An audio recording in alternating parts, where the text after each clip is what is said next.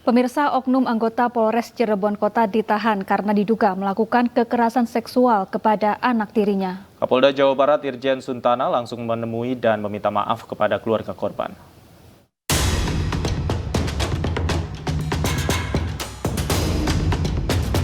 Kasus kekerasan seksual dilakukan oknum polisi berpangkat Bribtu di Cirebon, Jawa Barat.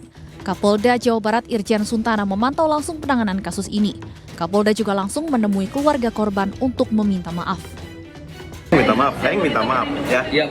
Ya. Katanya sing tenang aja. Ibu, kepada masyarakat Bapak, juga. Atur nuhun ya, abi nyuhun kenapunten. Minta maaf, tapi berjanji mau ininya Pak. Bapak sing kuat, sing sabarnya. Mohon. Bapak sehat-sehat.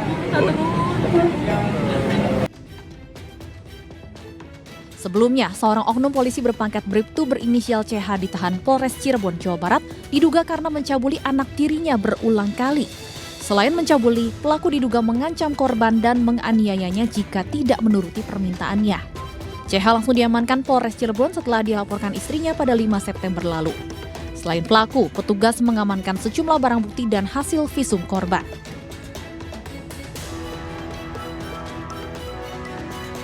Terkait dengan penerapan pasal pun juga kita gunakan pasal berlapis dan ancamannya cukup berat, 15 sampai dengan 20 tahun penjara sebagaimana Undang-Undang PKDRT maupun juga Undang-Undang Tindak Pidana Kekerasan Seksual.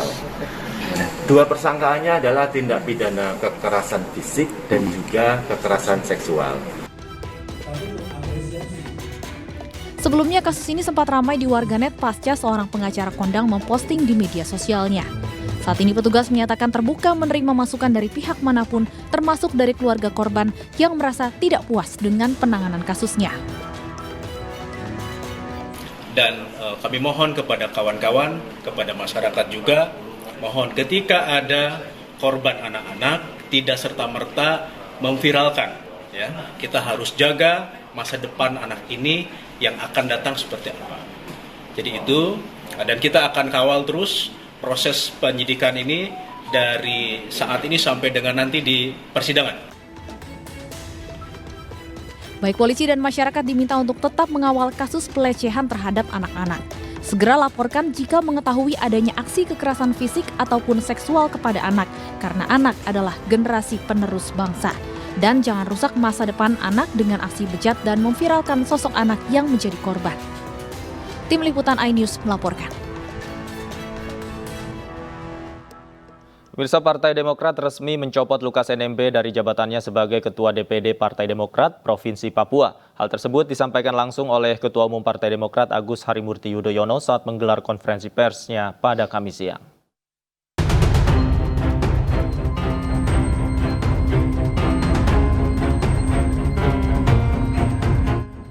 Dalam rapat pengurus terbatas Partai Demokrat, Ketua Umum Agus Harimurti Yudhoyono atau AHY memutuskan untuk memberhentikan sementara Lukas NMB dari jabatannya sebagai Ketua DPD Partai Demokrat Provinsi Papua. AHY menyebut pihaknya menunjuk Willem Wandik sebagai pelaksana tugas Ketua DPD Partai Demokrat Provinsi Papua menyusul proses hukum Lukas NMB dalam kasus dugaan gratifikasi yang ditangani Komisi Pemberantasan Korupsi. Menurutnya, pencopotan NMB sesuai ADRT Partai Demokrat yang diklaim telah adanya komunikasi dengan NMB mengenai pencopotannya.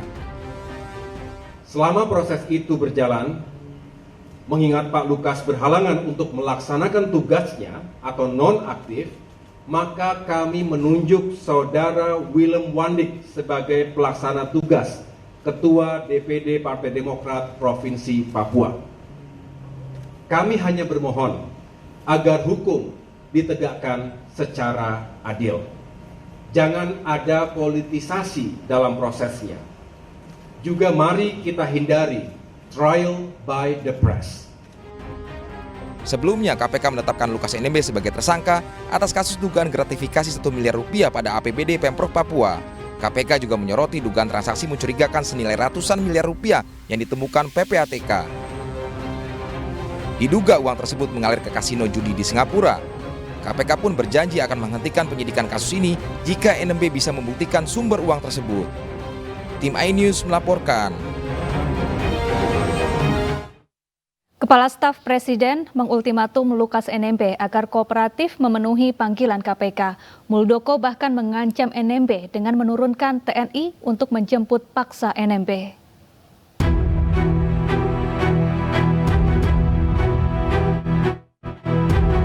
Gubernur Papua Lukas NMB hingga kini belum memenuhi panggilan KPK untuk diperiksa sebagai tersangka kasus gratifikasi. 2 kali panggilan yang dilayangkan KPK diabaikan oleh NMB. Tak tanggung-tanggung, sikap NMB pun mendapat reaksi langsung dari istana. Menanggapi hal ini, Presiden Joko Widodo meminta Gubernur Papua Lukas NMB menghormati proses hukum. Hal itu kembali ditegaskan oleh Kepala Staf Presiden Muldoko. Ia meminta NMB bersikap kooperatif dan memenuhi panggilan KPK. Bahkan Muldoko juga mengancam NMB jika tidak kooperatif bisa saja TNI dikerahkan untuk menjemput paksa NMB. Karena ini persoalannya hukum murni, nggak ada persoalan politik. Maka siapapun harus mempertanggungjawabkan di depan hukum, nggak ada perkecualian. Gitu.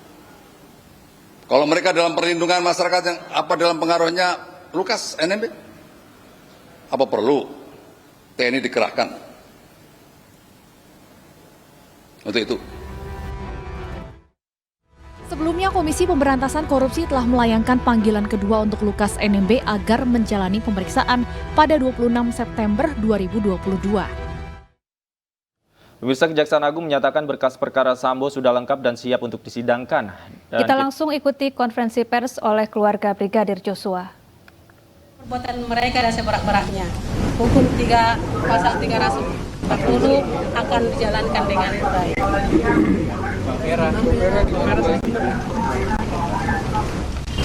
Dari saya, Jangan, Mbak.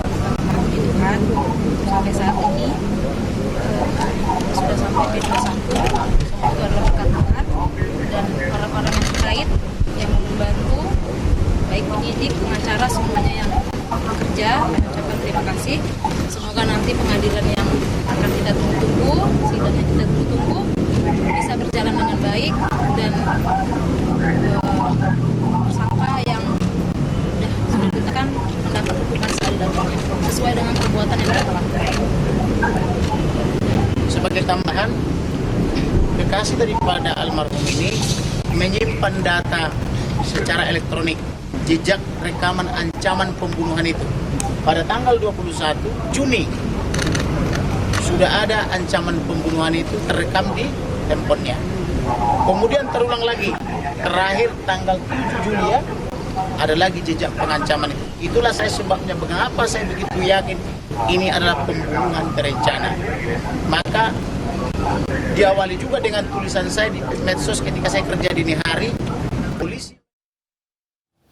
Kita beralih ke informasi lain, pemirsa. Jawab tantangan KPK, buktikan sumber kekayaan. Pengacara Gubernur Papua Lukas NMB mengklaim NMB punya tambang emas di Papua. Namun klaim itu dibantah sejumlah tokoh dan masyarakat di Tolikara, Papua.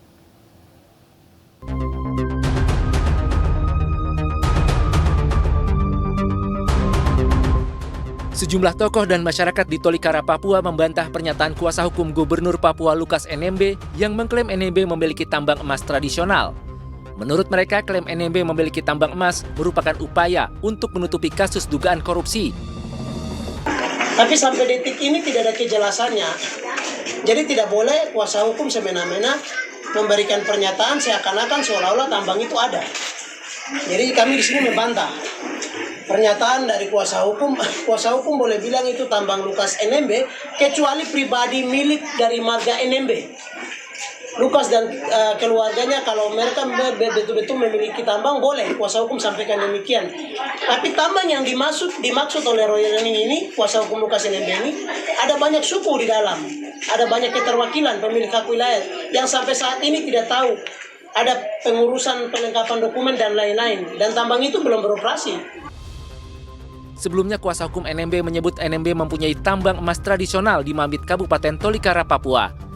Hal itu disampaikan saat menjawab tantangan KPK untuk membuktikan sumber kekayaan NMB.